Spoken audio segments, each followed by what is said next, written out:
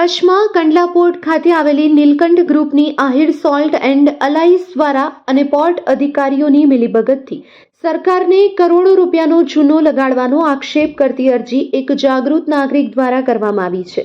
ઉલ્લેખનીય છે, ભારતનું સૌથી મોટું પોર્ટ એવું કંડલા પોર્ટ પર આવેલી આહિર સોલ્ટ દ્વારા પોર્ટ અધિકારીઓની મિલીભગતથી સરકારને નુકસાન પહોંચાડવામાં આવી રહ્યું છે। આ અરજી કરાઈ છે ત્યારે સમગ્ર વિવાદની વાત કરવામાં આવે તો કંડલા પોર્ટની પ્રાઇવેટ ટર્મિનલની પાઇપલાઇન આપવાની એકતરફી વલણ સાથે આહિર સોલ્ટ એન્ડ અલાઇસ કંપનીને ફાયદો થાય તેવી નીતિથી સરકારને મોટું આર્થિક નુકસાન થઈ રહ્યું છે। એક બાજુ જ્યાં પોર્ટની જગ્યા પર બનાવેલા ટર્મિનલથી પોર્ટને વાર્ષિક 200 કરોડ રૂપિયાની આવક થાય છે, ત્યાં પ્રાઇવેટ લેન્ડમાં ટર્મિનલને પાઇપલાઇન આપવાથી ફક્ત 3-4 કરોડ રૂપિયાની આવક થાય છે।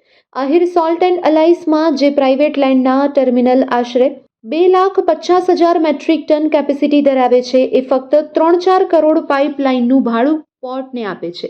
આટલી જ કેપેસિટીવાળા બીજા ટર્મિનલ પોર્ટની પ્રાઇવેટ લેન્ડમાં છે, તેની પાસે લેન્ડ રેટ્સ પ્રમાણે 25 થી 30 કરોડ પોર્ટ વસૂલે છે। ત્યારે સવાલ એ થાય કે આહિર સોલ્ટ એન્ડ અલાઇસ પોર્ટના કયા અધિકારીઓનું સમર્થન મળી રહ્યું છે કે કંપની પાસે ન જેવું ભાડું વસૂલવામાં આવે છે।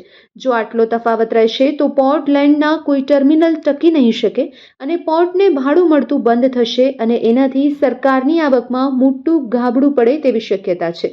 જાગૃત નાગરિક દ્વારા પ્રધાનમંત્રી નરેન્દ્ર મોદી તેમજ શિપિંગ મંત્રાલયના મંત્રીઓ, વિજિલન્સ અને પોર્ટના સંલગ્ન તમામ વિભાગોમાં અરજી કરવામાં આવી છે।